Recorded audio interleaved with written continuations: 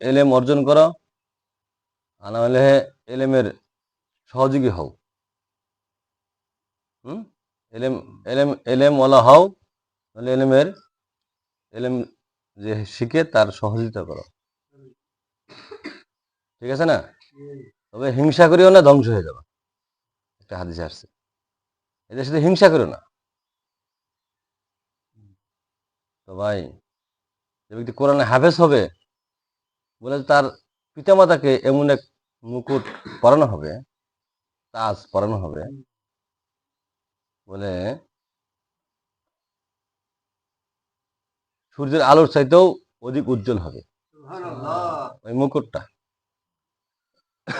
পরে আরেক হাদিসে আসছে যে, যে ব্যক্তি একজন হাফেজের পিতামাতাকে একটা জোড়া পোশাক পরানো হবে, যার দাম দুনিয়া বিক্রি করলে হবে না। আর যদি কোনো বাচ্চা মক্তবে যায়, বলে যে যদি সে কোরআন শেখার জন্য আউযুবিল্লাহ বিসমিল্লাহ পড়ে, বলে তার বাপ মার গুনাহকে মাফ করে দেওয়া হয়।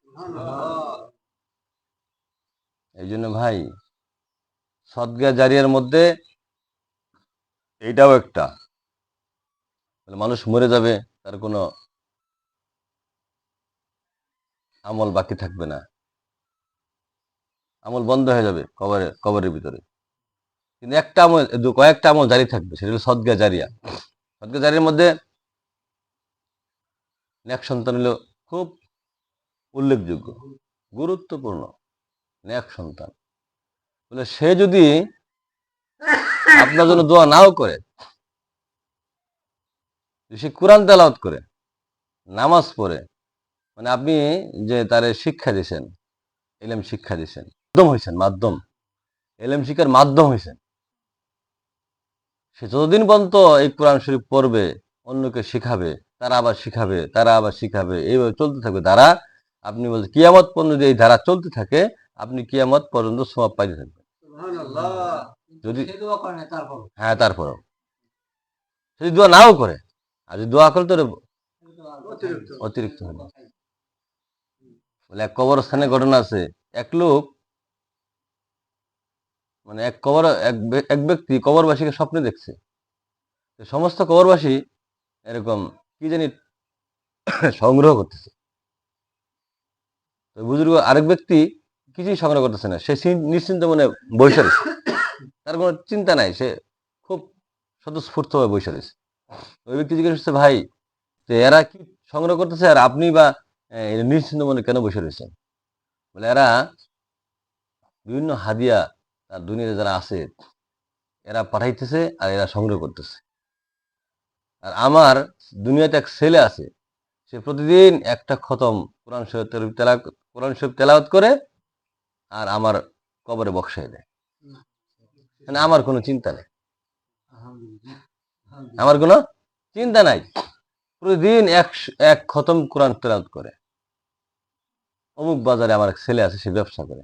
ওই বুজুর্গ ওইখানে যাই দেখে এক ছেলে জালাপিয়া বিক্রি করে, জিলাপি সম্ভবত আর কি, জালাপিয়া বিক্রি করে, তার মুখ নড়াচড়া করতেছে। বলছে, বাবা তুমি মুখে নড়াচড়া করতেছো, কি করো? বলে আমি দৈনিক এক খতম কোরআন শরীফ তেলাওয়াত করি, যেটা আমি আমার বাপের জন্য বক্সাই দিই। এই জন্য ভাই বলে যে নেক সন্তান রেখা যাওয়া দরকার। আর নেক সন্তান হলো আলেম উলামা। আলেম উলামা বলে একজন হাফেজ, বলে যে হাফেজের রক্ত গোস্ত বলে জাহান্নামে জ্বলবে না।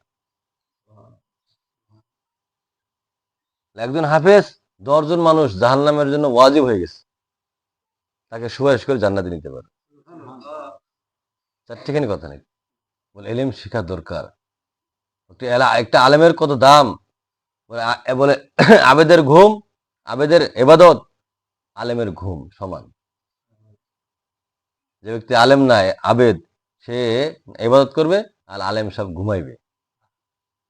ঠিক আছে কিনা? একটা হাদিস দেখছি, যে ব্যক্তি আলহাকুমুত তাকাসুর এটা পড়বে, একটা আয়াত 1000 আয়াত তেলাওয়াত করার সমান। আলেম সব তো এটা বুঝা শিক্ষা কইরা লাভ। আর আমি যদি 1000 আয়াত পড়বার যাই তখন তো ওকে অনেকক্ষণ সময় লাগবে। এক সাহাবার মেয়ে উনি বলছে যে আমি ওইরকম লোকের কাছে বিবাহ বসবো বলে যে দিনে 1 খতম কোরআন তেলাওয়াত করে সারা বছর রোজা রাখে, সারা রাত তাহাজ্জুদ পড়ে। এক সাহাবী বলতেছে আমি রাজি আছি, আমি রাজি আছি। আল্লাহ রসুল বলছে ঠিক আছে, তুমি তাহলে বিবাহ হয়ে গেল, ঠিক আছে না, আমি রাজি আছি, বিবাহ হয়ে গেছে। ওই সময় তো বিশ্বাসী ছিল। হ্যাঁ, সাহাবীদের তো কোনো আমল কথার কোনো থাকে না, কথার মধ্যে কোনো ভুল নাই কিংবা কোনো মিথ্যা নাই, বিবাহ হয়ে গেছে। ওই সাহাবী এরকম সংসার করতেছে 1-2 দিন 5-7 দিন, বলে কোরআন তেলাওয়াত করে না, তাহাজ্জুদও পড়ে না, এরকম রোজাও তো থাকে না, কিচ্ছু করে না।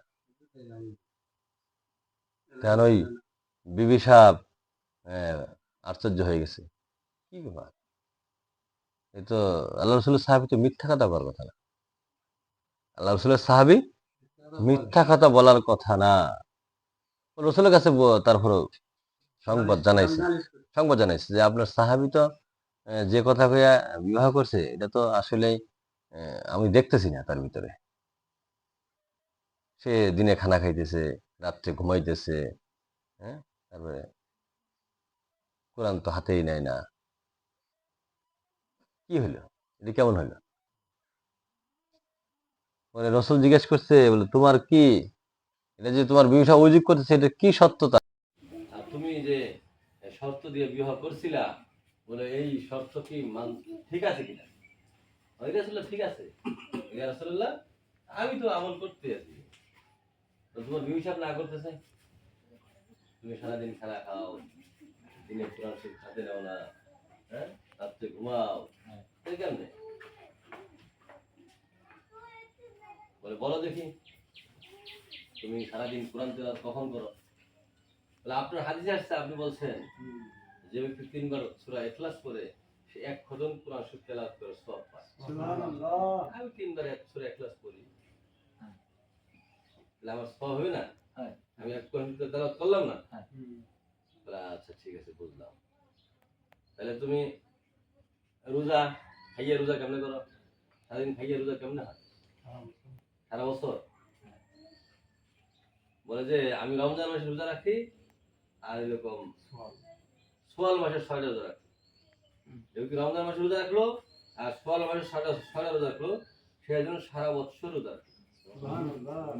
আমি তো রমজান মাসে রোজা রাখছি, আবার শাওয়ালের 6 রোজাও করছি, আমি সারা বছর রোজার মধ্যে আছি।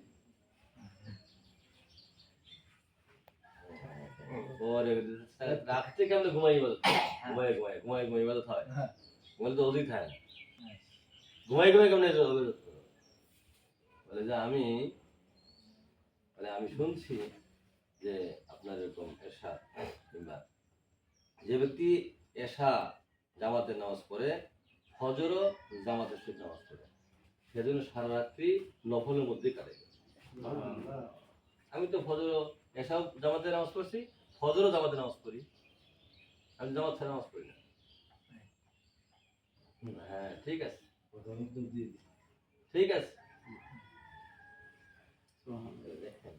যারা এলেম জানে তাদের জন্য আমলের কোনো অভাব নেই, আমলের কোনো অভাব নাই। আর যারা জানে না তাদের কত আমল নিষ্ফল হয়ে যেতেছে। ওই যে কালকে আমি বললাম না যে এক ব্যক্তি বাজারে গেছে, বারবার এগুলো বলা আমাদের উদ্দেশ্য হলো বেশি বেশি বলা, বেশি বেশি শোনা, নিজের ভিতরে এগুলোকে আনা। বারবার প্রতিদিন বলতেছে, শুনতেছে, কেন? নিজের দিলের ফিট করার জন্য, একিন বাড়ানোর জন্য।